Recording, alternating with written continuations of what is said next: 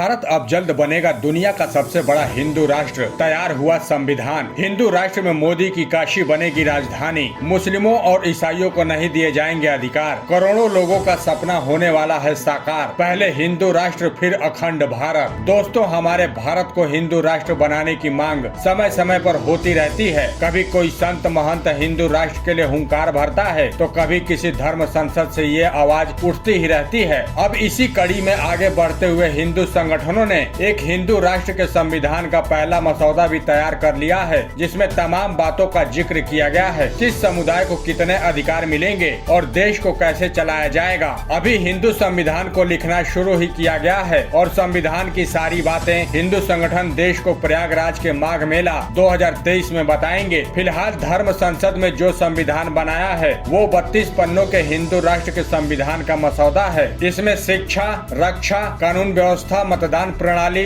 राज्य के मुखिया के अधिकार, देश के मुख्यालय के अधिकार के बारे में बताया गया है। हिंदू राष्ट्र के संविधान में देश की राजधानी दिल्ली की बजाय वाराणसी को राजधानी बनाने का प्रस्ताव रखा गया है। इसके अलावा देश के हर एक नागरिक को अनिवार्य रूप से सैन्य प्रशिक्षण दिए जाने का भी प्रस्ताव रखा गया है। कृषि को पूरी तरीके से टैक्स फ्री किए जाने का भी प्रस्ताव है। जबकि खास बात यह है कि मुस्लिम और ईसाइयों को वोट नहीं देने का प्रस्ताव है। इसके अलावा और कई प्रस्ताव हिंदू राष्ट्र के लिए बनाए गए हैं। बता दें कि इस संविधान को तैयार करने के लिए शंकराचार्य पीठाधीश्वर और गणमान्य लोगों की राय ली गई है। संविधान का मसौदा तैयार करने में स्वामी आनंद स्वरूप कामेश्वर उपाध्याय, सुप्रीम कोर्ट के वरिष्ठ अधिवक्ता VR रेड्डी, रक्षा विशेषज्ञ आनंद वर्धन, सनातन धर्म के विद्वान चंद्रमणि मिश्रा, डॉक्टर विद्यासागर जैसे तमाम लोग मौजूद रहे। दोस्तों, इस संविधान के कवर पेज पर अखंड भारत का नक्शा बना हुआ है। जो देश भारत से अलग हो गए हैं उन्हें भारत में शामिल करने के लिए नक्शा दिखाया गया है। साथ ही मंदिरों के ऊपर भगवा झंडा लहराते हुए भी दिखाया गया है। बता दें कि हिंदू राष्ट्र का संविधान 750 पृष्ठों का फिलहाल होगा।